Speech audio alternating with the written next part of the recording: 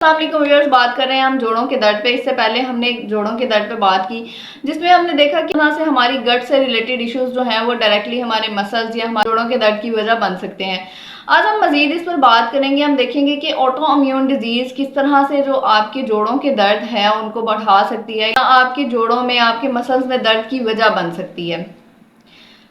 Video शुरू करने से पहले अगर आप मेरे चैनल पर नए हैं, चैनल को सब्सक्राइब कीजिएगा, लाइक और शेयर जरूर कीजिएगा और बेल आइकन को जरूर प्रेस कीजिएगा ताकि आने वाली सारी वीडियोस आप तक जरूर पहुंच सके।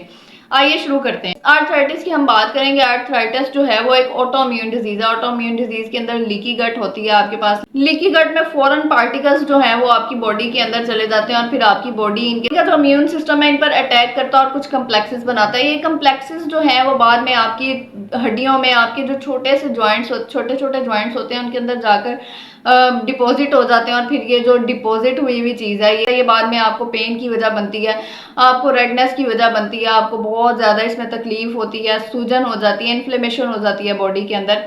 अगर हम इनकी साइंस की बात करें कि आर्थराइटिस की इनिशियल साइंस आपको क्या देखने को मिलती हैं, तो आपको हल्का हल्का सा बुखार रहने लगता है, आपका वजन गिरने लगता है, वजन कम होने लगता है, मसल्स की पेन, आपको मसल्स फटीग आपको स्टार्ट हो जाती है, डिप्रेशन में जा सकते हैं आप। इसके अलावा अगर आप सुबह जब उठते हैं तो उस सुबह सवेरे उठने के 1 घंटे बाद तक आपके जो छोटे ज्वाइंट्स हैं उनके अंदर कंटिन्यूसली दर्द रहता है, आपको रेडनेस फील होती है और जब आप उनको हाथ लगाएं तो आपको गर्माइश फील होती है, आपको गर्मी सी निकलती हुई फील होती है।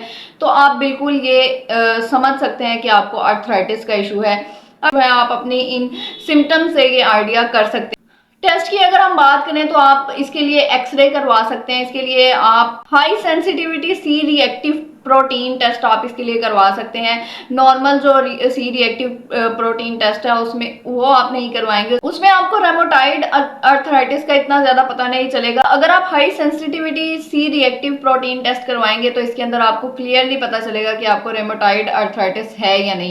High sensitivity C reactive protein test आपको ये बताता है कि आपके बॉडी के अंदर किस लेवल की डैमेज है, किस लेवल की सोजिश है, ये आपको इस टेस्ट से पता चलता है। आरएफ फैक्टर करवा सकते हैं, एएनए करवा सकते हैं, एंटी सीसीपी करवा सकते हैं। ये सारे टेस्ट आपको हेल्प करेंगे कि आपको रेमोटाइड आर्थराइटिस है या नहीं ये जानने में। हमारी जो गट है, हमारी जो बड़ी आंत है, इसमें जो बैड बैक्टीरिया के ज्यादा हो जाने से जो मसला जुड़ा है उसको रेमोटाइड आर्थराइटिस कहते हैं। ये चूंकि आपकी गट से रिलेटेड इशू है तो आप इसको 85% तक सिर्फ अपनी डाइट को ठीक करके कंट्रोल कर सकते हैं, इसको रिमूव कर सकते हैं अपनी बॉडी से। अगर आप इनिशियल स्टेजेस पर हैं, अगर आपका बहुत पुराना है आर्थराइटिस, तो आप इसमें फिर भी अपनी डाइट को ठीक करके, अपनी डाइट को रूटीन में लाकर इसको 85% तक कंट्रोल कर सकते हैं। इस पे आपका जेनेटिकली होना है, इवन आप अगर जो है आइडेंटिकल ट्विंस हैं तो भी आप पर ये इफेक्ट नहीं करता। ये सिर्फ आपकी गट से रिलेटेड जो है ये प्रॉब्लम्स है। हाँ, समटाइम्स ये आपको जेनेटिकली भी हो सकता है, लेकिन वहां पर भी आप इसको कंट्रोल कर सकते हैं 85%। इसमें सबसे पहले तो अगर आपको किसी भी तरह की इन्फ्लेमेशन है, आपको बॉडी के अंदर कहीं भी इन्फ्लेमेशन है, तो आपको एनिमल डेयरी स्किप करनी पड़ेगी। मैं एनिमल डेयरी के खिलाफ नहीं बोल रही। एनिमल डेयरी बहुत अच्छी चीज़ है, बहुत फायदेमंद है हमारे लिए, हमारे बच्चों के लिए। लेकिन समटाइम्स आपको अगर एनिमल डेयरी से कोई इश्यूज क्रिएट हो रहे हैं, मसलन अगर आपको इन्फ्लेमेशन है बॉडी में कहीं पर भी, तो आप एनिमल डेयरी को अवॉइड करेंगे क्योंकि एनिमल डेयरी जो है वो बहुत लाइटली इन्फ्लेमेटरी होती है। अगर आपको ऑलरेडी इन्फ्लेमेशन वाला कोई मसला है तो फिर आपके लिए ये सूटेबल नहीं रहेगी। आपकी गट जो है, अगर आपकी गट लीकी गट की तरफ जा रही है तो फिर आपकी आंतों का जो डायामीटर है वो चौड़ा हुआ है और इसमें अगर आप मजीद दूध यूज करेंगे या एनिमल डेयरी यूज करेंगे, दूध का जो प्रोटीन है वो आपकी आंतों से निकलकर आपकी बॉडी के अंदर जाकर एक तोड़ फोड़ वाला मसला पैदा करेगा, एक ऑटो इम्यून डिजीज जो है वो क्रिएट करेगा। आपका इम्यून सिस्टम इसके खिलाफ जब रिएक्शन करेगा तो फिर आपको ऑटोमेटिकली जो है वो जोड़ों का दर्द स्टार्ट हो जाएगा।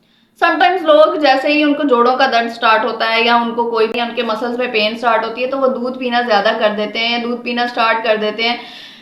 इंस्टेड कि उनको जो एनिमल डेयरी है वो अवॉइड करनी चाहिए। हमारे यहाँ लोगों को मोस्टली पता ही नहीं है कि एनिमल डेयरी जो है वो किसी तरह उन पर बैड इफेक्ट भी कर सकती है। हम नॉर्मली एनिमल डेयरी को बहुत ज़्यादा लाइक करते हैं, बहुत ज़्यादा अच्छी चीज़ है ये, बहुत फ़ायदेमंद भी है, लेकिन कि excess of everything is bad. अगर आप बहुत ज़्यादा इसका यूजेज करेंगे या जब आपको इसकी ज़रूरत नहीं है, जब आपको इसे अवॉइड करना चाहिए तो आप बिल्कुल इसको अवॉइड करें।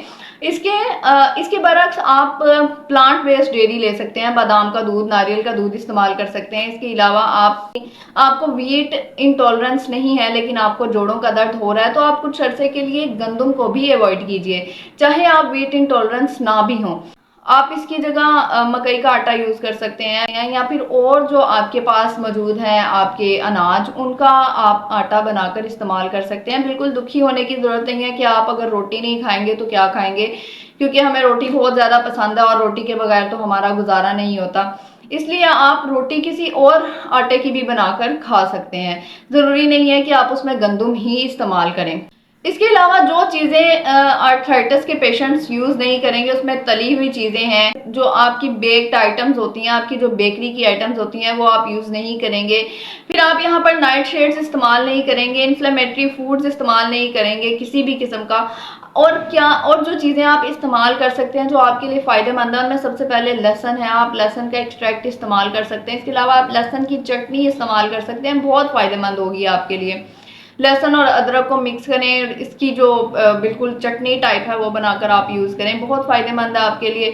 इसके अलावा आप ग्रेप फ्रूट का इस्तेमाल करें, आपके लिए बहुत ही फ़ायदेमंद चीज़ है ग्रेप फ्रूट। आप इसका इस्तेमाल डेली बेसिस पे करें, जब तक ये आपके पास अवेलेबल हो आप इसको यूज़ करें। हल्दी आप इस्तेमाल कर सकते हैं। हल्दी जो है, हल्दी के आप एक्सट्रैक्ट को यूज़ करें, हल्दी का आप पाउडर यूज़ करें। हल्दी बहुत अच्छी चीज़ है आपके जोड़ों के दर्द के लिए। इसके अलावा आप देसी चिकन की यखनी इस्तेमाल करें, बहुत ही ज़्यादा फ़ायदेमंद होगी आपके लिए। इसकी जो हड्डियां हैं इनको बहुत अच्छी तरह से पकाएं, बहुत अच्छी तरह से गलाएं और इस यखनी को आप इस्तेमाल करें। आपके जो जोड़ों का दर्द है, आपकी जो हड्डियों का दर्द है, वो बहुत हद तक इससे रिकवर होगा। और अगर आपको बहुत पुराना आर्थराइटिस है तो आप इसका एक्सट्रैक्ट निकाल, तो देसी चिकन की आपके पास हड्डियां या इसके जो पंजे आपके पास अवेलेबल होते हैं, इनका आप एक्सट्रैक्ट निकाल लें और उसको खुश्क करके एक पाउडर बना लें और उस पाउडर को आप कंज्यूम करें। सुबह और रात के खाने के आधा घंटा बाद आप इसका इस्तेमाल करें। आपके जो आर्थराइटिस वाले इश्यूज हैं, चाहे वो कितना ही पुराना क्यों ना हो, इसको रिकवर करने में बहुत ही फ्रूटफुल रहेगा ये पाउडर आपके लिए। नेक्स्ट वीडियो में हम इसकी होम्योपैथिक मेडिसिन पर बात करेंगे कि आर्थराइटिस की किन किन होम्योपैथिक मेडिसिन से फायदा हासिल कर सकते हैं। तब तक के लिए मुझे दुआओं में याद रखिएगा। अल्लाह हाफिज।